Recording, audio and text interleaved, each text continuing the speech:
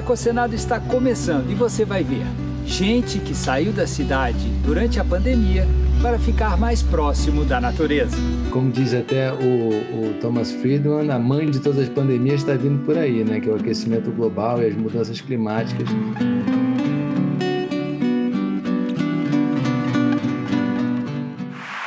Ou que simplesmente saiu caminhando, a pé, pelas praias do Nordeste.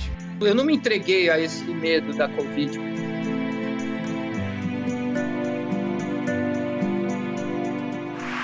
E você vai ver também, senador Nelsinho Trade defende desenvolvimento sustentável da Amazônia em viagem aos Estados Unidos. Não se pode ter partido nem ideologia quando se fala de floresta amazônica. No quadro Ideias Verdes, micro-reatores nucleares para zerar as emissões.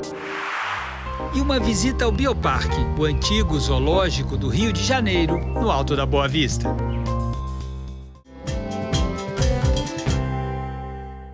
Um ano e meio após a chegada da pandemia de coronavírus ao Brasil, conversamos com pessoas que encontraram refúgio na natureza para sobreviver.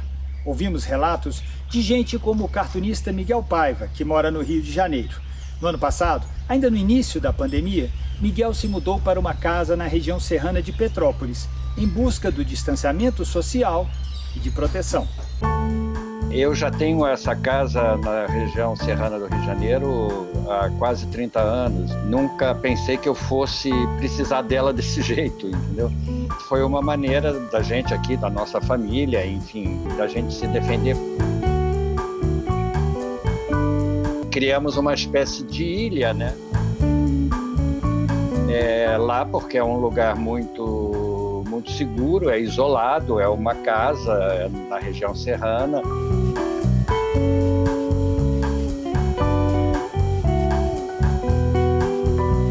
Apesar de a gente morar aqui no Rio de Janeiro numa casa também, a gente estava se sentindo muito ameaçado. Então, eu acho que ir para lá foi o que nos deu uma certa segurança. Os primeiros tempos em Araras, na realidade, é uma coisa que eu sempre quis fazer. Eu sempre tive essa casa e nós sempre fomos para lá para passar fim de semana, alguns dias, no máximo 15 dias. Então era uma coisa que eu queria fazer, eu queria ir para lá, queria ficar lá. Então era um desejo oculto, assim, de poder realmente ficar lá. E foi um pouco estranho, porque eu continuei a minha vida, eu continuei fazendo, eu levei todo o meu escritório praticamente, levei o computador, levei tudo, continuei a minha vida, eu faço programas, eu faço lives. Eu senti o isolamento mais pelo fato de ser obrigado a estar lá, de ter que sair do Rio de Janeiro.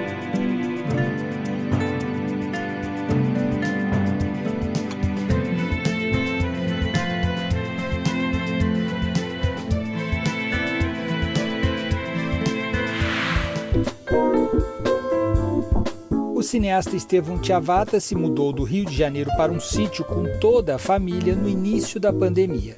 O sítio fica em Mangaratiba e nós conversamos com ele por videochamada. A gente tem essa casa aqui desde 1999 e em 2003, 2004 eu comprei uns terrenos aqui perto onde tem uma nascente, pensando que em algum momento isso poderia ser muito importante. Aí, quando começou a pandemia, eu mesmo falei assim, se acontecer alguma crise de abastecimento, sei lá, qualquer coisa, né? Porque vieram pensamentos muito catastróficos aí no começo de tudo, né? No mínimo, eu tenho uma água para beber, eu tenho banana para comer, eu tenho aipim e tenho uma pequeno galinheiro que, se eu quiser, como carne da galinha, e tem um ovo. A gente está passando por uma pandemia, mas como diz até o Thomas Friedman, a mãe de todas as pandemias está vindo por aí, né? Que é o aquecimento global e as mudanças climáticas.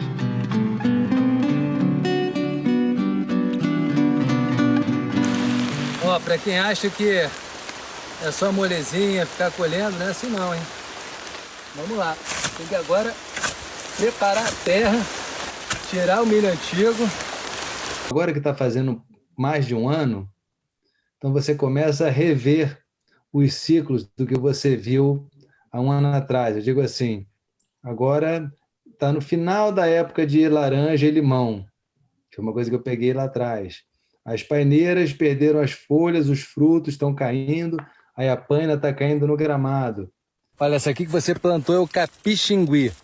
Aqui do lado, ó, uma canafístula. Aqui outra quaresmeira. Olha como é que era essa área, exatamente assim. Aí foi cercada, fizemos o acero, que é esse caminho aqui para não passar fogo de um lado para o outro. E a partir daqui começa a nossa florestinha. Eu espero que, para quem conseguiu essa reconexão com a natureza, aproveite e continue. E para quem não teve essa oportunidade, que busque e aposte nela.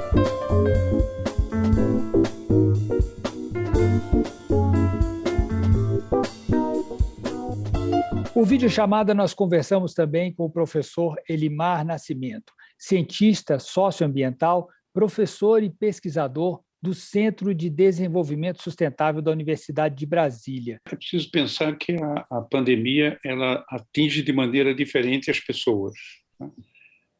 Uma forma é o impacto que ela produz em pessoas de favela, outra em pessoas de classe média, com posse, enfim. Tem uma variação muito grande dos impactos da Covid-19 e, portanto, reações também muito diversas. Então, algumas questões mudaram, mas vão desaparecer, e outras mudaram e vão permanecer. A gente tem observado, professor, que algumas pessoas, quem pôde, evidentemente, buscou fazer o distanciamento social em situações afastadas dos grandes centros urbanos, ou seja, pessoas puderam ter mais contato com a natureza. Essas pessoas deverão permanecer de forma híbrida, né? Não completamente alocado fora da cidade, mas de forma híbrida eles vão fazer esses movimentos de ficar um pouco mais perto da natureza, um pouco mais de qualidade de vida do que tinha anteriormente.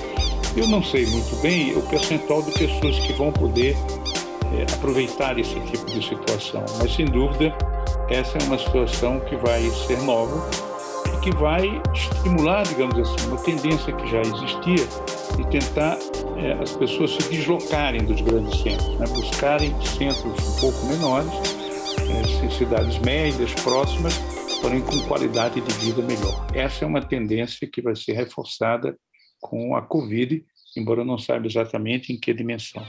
De uma maneira geral, a Covid nos mostrou o quanto nós somos frágeis, né? O quanto nós dependemos da natureza. E isso, evidentemente, leva algumas pessoas à inação ou à crença em negacionismo e leva outras pessoas ao contrário, né? A reagirem, fazerem coisas extraordinárias e passarem a viver ainda melhor do que viviam antes da Covid. Servidora pública, Renata Sanches aproveitou o trabalho remoto adotado durante a pandemia para colocar em prática um velho sonho: plantar uvas e produzir vinhos na propriedade da família, que fica nos arredores de Brasília.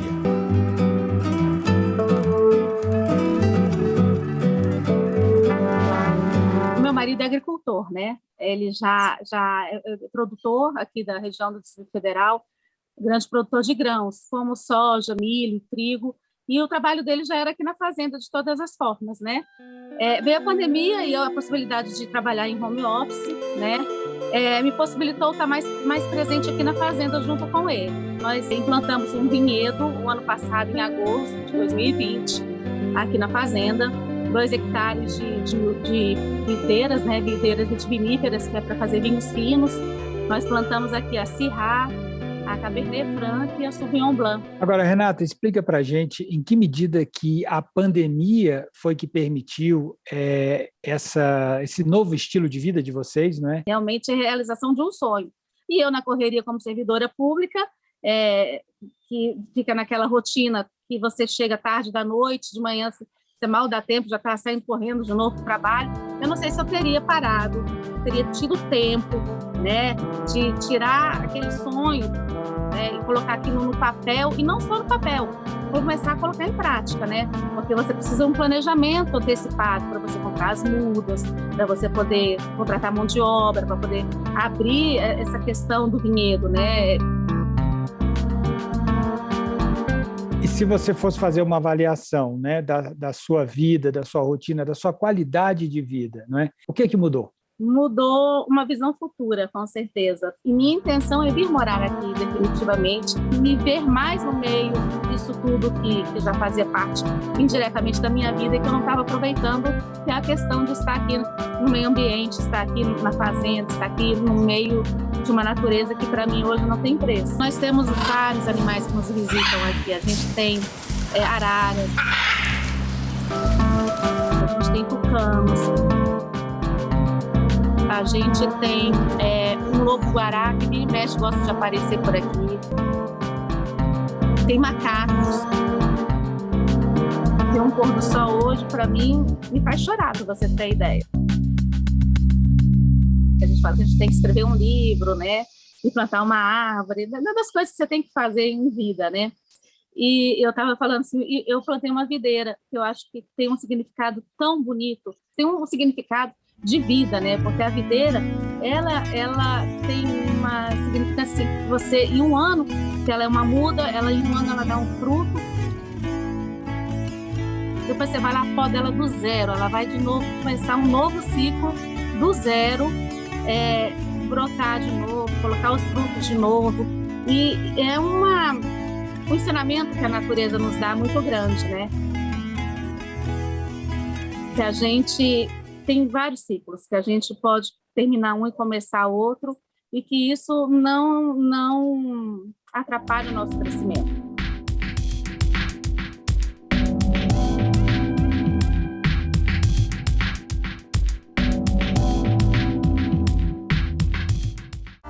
O confinamento social e a desaceleração da economia provocaram uma redução de 5,6% nas emissões de gases do efeito estufa em 2020. Mas nos primeiros 7 meses deste ano, o nível das emissões já voltou ao que era registrado em 2019, antes do início da pandemia. As ondas de calor no hemisfério norte, os incêndios florestais cada vez mais frequentes em diversas partes do planeta, bem como as inundações registradas este ano na Europa, são uma amostra de como os fenômenos climáticos vão se agravar se as emissões não forem reduzidas. O primeiro ano de pandemia mostrou que é possível sonhar com isso. Mas a retomada das emissões deixou claro que apenas a pandemia não é suficiente para frear o aquecimento global. Em Washington, nos Estados Unidos, o senador Nelsinho Trade participou de uma conferência promovida pela Fundação Internacional para a Conservação da Natureza. O senador é o atual presidente do Parlamento da Amazônia, que há 32 anos promove a cooperação entre os países amazônicos em busca do desenvolvimento sustentável da região.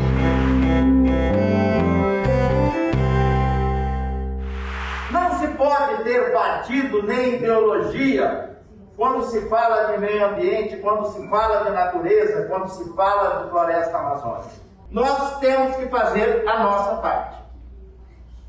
Por isso, quero colocar o Parlamento Amazônico à disposição de todos vocês, para que a gente possa agregar valores, somar forças e fazer com que essa realidade possa cada vez mais ser aquela que todos nós esperamos.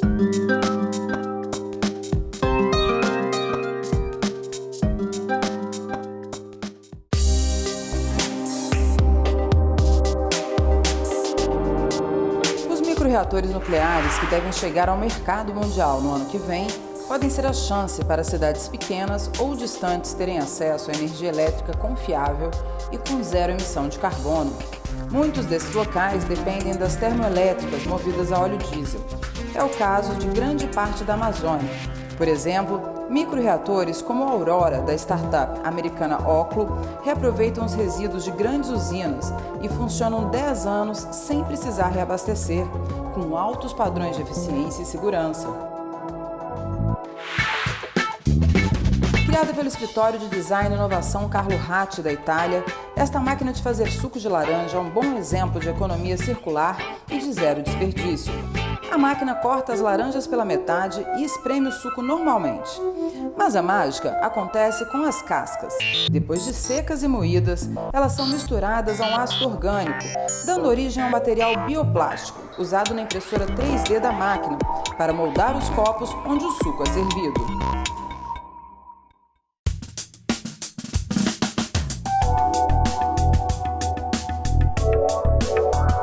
A 26ª Conferência das Nações Unidas sobre o Clima, COP26, acontece de 31 de outubro a 12 de novembro em Glasgow, na Escócia. Líderes de 196 países vão discutir estratégias para a implementação do Acordo de Paris. Assinado em 2015, o acordo prevê o estabelecimento de compromissos para diminuir o ritmo do aquecimento global. Mais informações no endereço eletrônico unfccc.int.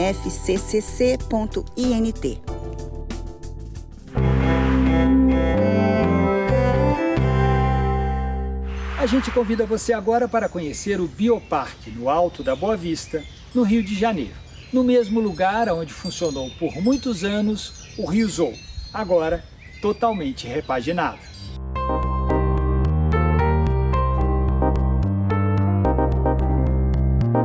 O Bioparque hoje ele trabalha muito forte com a questão de pesquisa, conservação, educação ambiental e o entretenimento, quando a gente traz as pessoas para serem sensibilizadas em relação às questões ambientais. A gente tem uma conexão muito interessante com os órgãos ambientais, o Instituto Chico Mendes, e aí a gente trabalha com uma população sobre cuidados humanos, mas com o intuito de manter uma diversidade genética e trabalhar para a conservação das espécies. A gente está com um projeto aqui no Rio de Janeiro, na Floresta da Tijuca, foi extinto as araras canidés. E aí, quando as pessoas vêm ao Bioparque, elas vão entrar no recinto que a gente chama de dimensão tropical. Tem diversas espécies de animais, entre aves, répteis e mamíferos. E os filhos das araras canidés que a gente tem, a gente está colocando ninho para eles. A gente participa junto com o órgão ambiental daqui, que é o INEA, e a gente vai reproduzir as araras canidés.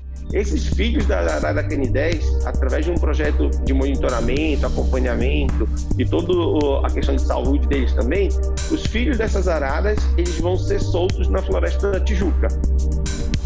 E uma espécie que já foi extinta há bastante tempo aqui no Rio de Janeiro, ela volta a ser reintroduzida. Ramiro, a gente viu no release, né, do Bioparque que tem uma série de recintos, tem um recinto dedicado à savana africana, enfim, recintos de temáticas variadas, mas tem um especificamente que busca reproduzir os animais do Cerrado, né? Fala um pouco para a gente desse recinto. Então, esse é um recinto muito especial, na verdade, todos são muito especiais, mas esse também as pessoas vão poder ver tamanduá-bandeira, vão poder ver anta, vão poder ver cateto e ema. Cada um tem um comportamento diferente, um hábito alimentar diferente e aproveita cada período do dia de forma diferente. E as pessoas vão poder aqui ver bem de pertinho esse pedacinho do Cerrado. Ramiro, vocês estão já recebendo visitas presenciais aí no Bioparque, né? Explica para a gente, quem estiver interessado em conhecer o Bioparque, o que deve fazer, como é que funcionam essas visitações. No site do Bioparque do Rio, você pode comprar o ingresso oficial e online.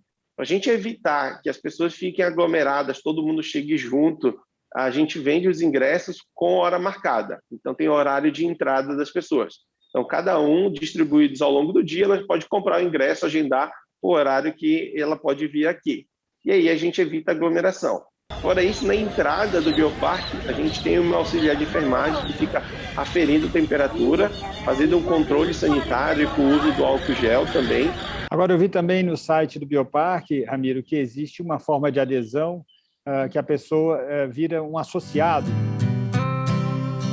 Isso. O sócio ele tem a possibilidade de entrar 30 minutos antes de qualquer outro visitante. Então, tem um horário reservado só para sócios, entre os benefícios. A pessoa que é o sócio, ele entra 8h30, tá liberada a entrada a partir de 8h30. E é muito legal esse horário, porque além da pessoa poder fazer um passeio mais tranquilo, num horário mais ameno, é um horário que muitas espécies estão comendo. As pessoas que vierem aqui todas, quanto mais cedo chegarem aqui, maiores são as chances de poder ver essa maravilha que são esses animais.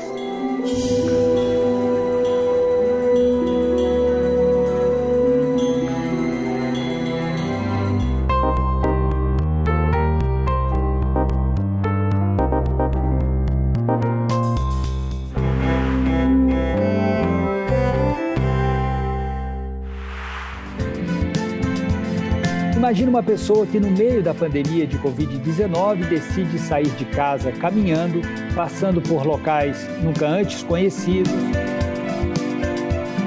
conhecendo pessoas novas e empreendendo uma expedição a pé por um dos trechos mais belos do litoral brasileiro, na região nordeste do país.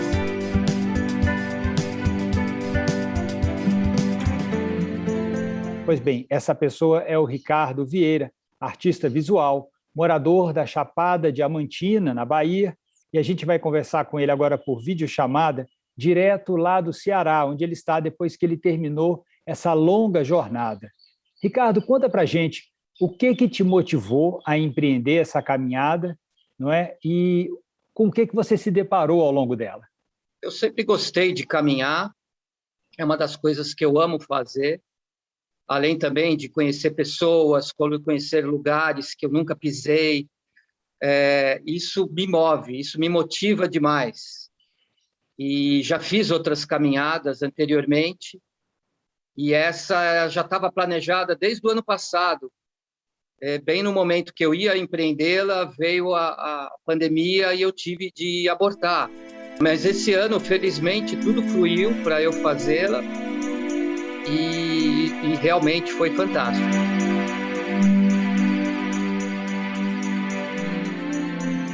As pessoas normalmente têm curiosidade de saber qual foi o lugar que eu achei mais bonito, qual foi o lugar que me tocou mais. O que mais me impressiona e me toca são as pessoas que cruzam meu caminho.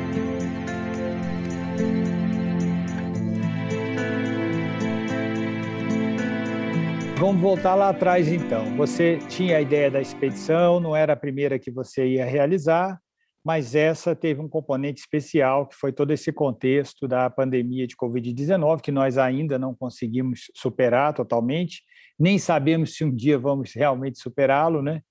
Mas aí você decidiu, está na hora de sair de casa, no dia 12 de abril deste ano, você começa a expedição Pé na Areia, e aí, como é que foi? O que aconteceu daí para frente? Todo início de caminhada, ele é sempre mais difícil. Todo início de uma atividade que você não está habituado a fazer, ele vai te pedir mais, né? Vai te exigir mais.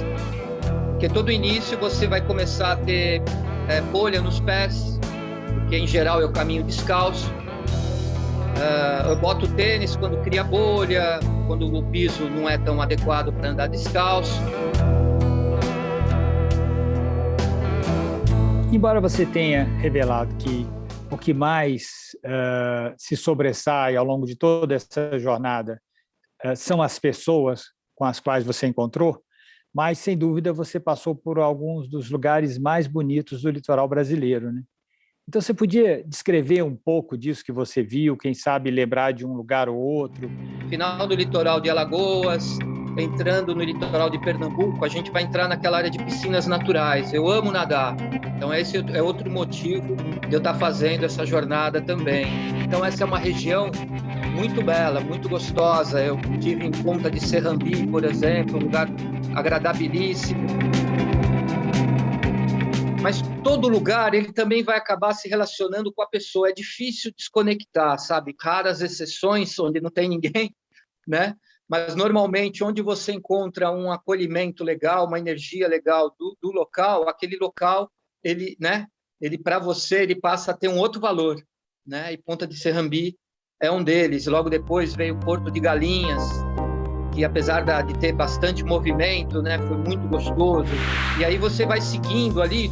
Um lugar que me chamou muita atenção também foi Muro Alto, mais adiante um pouco, né, que é uma grande, porque é uma barreira, esse litoral todo você tem essa barreira de arrecifes que formam essas piscinas. E essas barreiras vão mudando de característica. Isso já um pouquinho antes ali do Porto de Suape. Um trecho que marca muito o caminho também são as falésias. São muito bonitas, já começam a aparecer ali na Paraíba. Tem um trecho ali que tem uma área indígena, Potiguara. É muito bonita essa região, dessa área indígena. Depois tem uma barra de Camaratuba, também eu fiquei lá, também muito bonito. Então tem esse contato com os índios ali. E para logo depois desse trecho aí, a gente já vai estar chegando na divisa com o Rio Grande do Norte. E a gente vai fatalmente estar chegando na área de Pipa, né, que é lindíssima a região de Pipa. De Pipa até Tibau ali é um dos trechos mais bonitos que eu caminhei, tá? Barreira da Sereia, ou Barra da Sereia, até Canoa Quebrada. Esse trecho também é muito bonito, onde você vai passando por diferentes falésias, com diferentes cores, formações. Paralelamente a essa jornada por esses locais tão especiais do litoral brasileiro, você diria que também fez uma jornada interior? Com certeza.